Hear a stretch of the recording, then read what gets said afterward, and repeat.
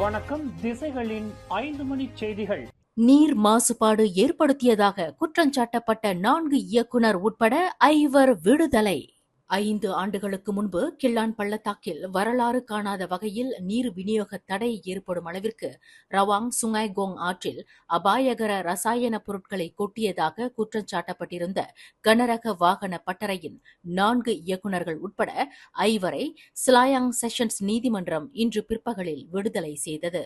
சம்பந்தப்பட்ட நிறுவனத்தின் 4 வாரிய இயக்குநர்களும் ஒரு நிர்வாகியும் சுங்காய்கோங் ஆற்றில் அபாயகரமான ரசாயன பொருட்களை கொட்டினார்கள் என்பதற்கு அடிப்படை முகாந்திரங்களை நிரூபிப்பதில் புரோசிகியூஷன் தரப்பு தவறிவிட்டதாக நீதிபதி நோரஜியா மட்ஜின் தமது தீர்ப்பில் தெரிவித்தார்.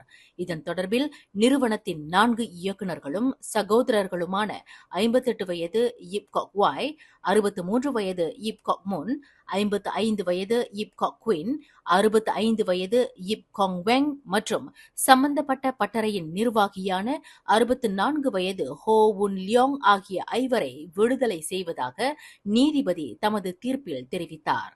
சம்பந்தப்பட்டவர்களுக்கு விதிக்கப்பட்ட 4 லட்சம் ரிங்கிட் அபராத தொகை மற்றும் அவர்களின் கடப்பிதழை திரும்ப ஒப்படைக்கும்படி நீதிபதி உத்தரவிட்டார். கடந்த 2020ஆம் ஆண்டு செப்டம்பர் 2 மற்றும் 3ஆம் தேதி ஏற்பட்ட நீர் மாசுபாட்டினால் கிள்ளான் பள்ளத்தாக்கில் 5 நாட்களுக்கு மேல் நீர் தடை ஏற்பட்டு பல லட்சம் பேர் நீரின்றி பெரும் அவதிக்குள்ளாகினர் என்பது குறிப்பிடத்தக்கது. 1MDB வழக்கில் தேடப்பட்டு வரும் மலேசிய தொழில் அதிபர் ஜோலோவுடன் நட்புறவு வைத்துக் கொள்வதில் இருந்து விலகி இருக்காமல் இருந்ததன் மூலம் ஓர் அமைச்சருக்கான நன்னெறி கோட்பாட்டை தாம் மீறிவிட்டதாக கூறப்படும் வாதத்தை முன்னாள் பிரதமர் டத்துஸ்ரீ நஜீப் துன் ரசாக் மறுத்துள்ளார். ஜோலோவின் ஆடம்பர வாழ்க்கை மற்றும் வாழ்வியல் பாணியை கண்டதும் அவரிடம் இருந்து தாம் விலக முற்பட்டது மூலம் ஓர் அமைச்சருக்கான நன்னெறி கோட்பாட்டை தாம் மீறிவிடவில்லை என்பது நிரூபணமாகிறது என்று கோலம்பூர் உயர் நீதிமன்றத்தில் 1MDB வழக்கில் சாட்சியம் அளிக்கையில் முன்னாள் நிதி அமைச்சருமான நஜீப் மேற்கண்டவாறு குறிப்பிட்டார். சில நிதி நிறுவனங்களைச் சேர்ந்த வங்கி அதிகாரிகளுடன் நிதி ஆலோசனை நிறுவனம் சம்பந்தப்பட்ட 700 மில்லியன் ரிங்கிட் கடன் சட்டவிரோதமாக அரசாங்க ஊழியர்களுக்கு அங்கீகரிக்கப்பட்ட மிகப்பெரிய மோசடி தொடர்பில் இதுவரையில் 4000 கோப்புகள் பறிமுதல் செய்யப்பட்டுள்ளதாக மலேசிய ஊழல் தடுப்பு ஆணையமான SPRM-இன் தலைமை ஆணையர் தான் ஸ்ரீ அசாம் பக்கி தெரிவித்துள்ளார்.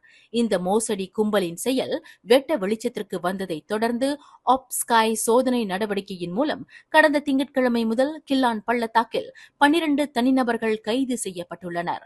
அவர்களின் வீடுகள், அலுவலகங்கள் உட்பட 24 இடங்களில் மேற்கொள்ளப்பட்ட சோதனையில் 4000க்கும் மேற்பட்ட கோப்புகள் பறிமுதல் செய்யப்பட்டுள்ளதாக அசாம் பாக்கி விளக்கினார். இதில் மொத்தம் 16 வங்கி அதிகாரிகள் மற்றும் நிதி ஆலோசகர்கள் சம்பந்தப்பட்டுள்ளதாக சந்தேகிக்கப்படுகிறது. அவர்கள் விரைவில் விசாரணைக்கு அழைக்கப்படுவர் என்று அசாம் பாக்கி விளக்கினார். நோயிலிருந்து விடுபட்ட ஒரு மாநிலமாக பினாங்கை உருவாக்கும் வகையில் மக்களின் உடல் சுகாதாரத்தை மேம்படுத்தும் பொருட்டு பிசியோதெரபி இயந்திரங்கள் பெறப்பட்டிருப்பதை பினாங்கு முன்னாள் முதலமைச்சரும் பாகான் நாடாளுமன்ற உறுப்பினருமான லிம் குவான் எங் அறிவித்துள்ளார். ஜெர்மன் அல்வேஷனிடம் இருந்து piezo wave two touch focus shock wave எனும் 3 இயந்திரங்கள் பெறப்பட்டுள்ளதாக செனட்டர் டாக்டர் RA லிங்கேஸ்வரனுடன் இணைந்து செய்தியாளர்களிடம் பேசிய லிம் குவான் எங் இதனை தெரிவித்தார். உயரிய தொழில்நுட்பத்தை கொண்ட இந்த பிசியோதெரபி இயந்திரங்கள் ஒவ்வொன்றும் 1,50,000 ரிங்கிட் மதிப்புடையதாகும். இந்த இயந்திரங்கள் பினாங்கு பெரிய மருத்துவமனையிலும் அயர் ஹித்தாம் சுகாதார அமைச்சின் கிளினிக்குகளிலும் பொருத்தப்படும். வரும் மார்ச் மாதம் இவை முழுமையாக செயல்பட தொடங்கும் என்று லிம் குவான் எங் குறிப்பிட்டார்.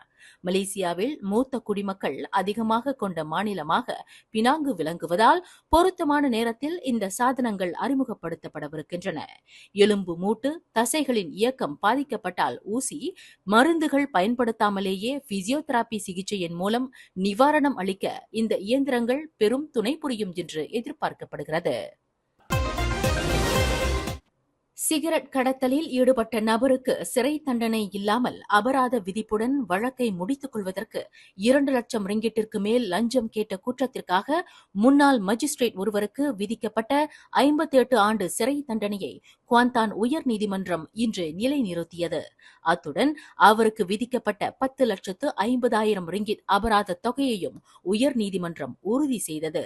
முகமது அமீன் ஷாஹூல் அமீத் என்ற அந்த மஜிஸ்ட்ரேட் குற்றவாளி என்று உறுதி செய்யப்பட்டு அவருக்கு 58 ஆண்டுகால சிறை தண்டனை விதிப்பதற்கு செஷன்ஸ் நீதிமன்ற நீதிபதி அளித்த தீர்ப்பில் எந்த தவறும் இல்லை என்று உயர் நீதிமன்ற நீதிபதி டாக்டர் முகமது ராட்சி ஹாரூன் தமது தீர்ப்பில் தெரிவித்தார்.